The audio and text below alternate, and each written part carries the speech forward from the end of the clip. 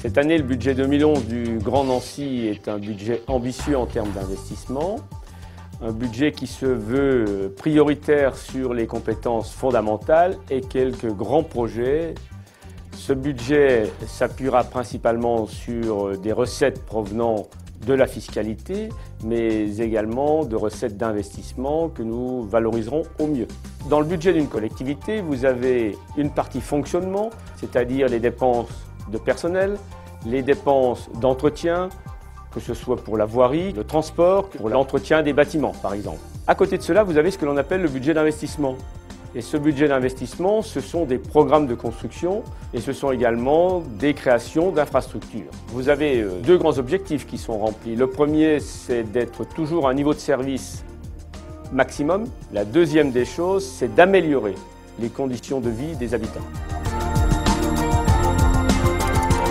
Ce que nous avons vécu au cours de l'année 2010, c'est la réforme de la taxe professionnelle qui va changer les recettes des collectivités puisqu'une partie des impôts payés par les entreprises va être transférée sur les ménages par le biais de la taxe d'habitation qui, pour la part départementale, revient à la collectivité.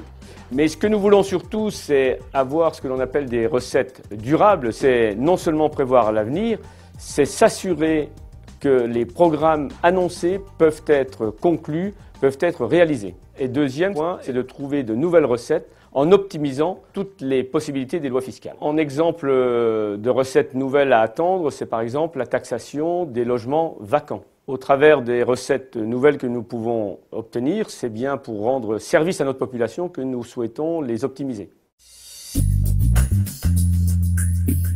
Un nombre d'agents important, aujourd'hui 1400, travaillent au quotidien pour le bien-être des familles et des habitants.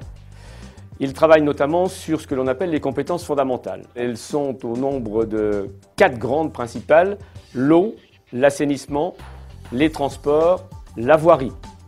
Et puis en annexe, je mettrai la propreté et l'embellissement ou la qualité des espaces urbains. Mais chaque jour, tout se passe comme si personne ne savait qui entretient, qui règle la circulation, qui vous amène l'eau sur lavabo. Nous avons une équipe de personnel très engagée pour le service des Grands Nancéens.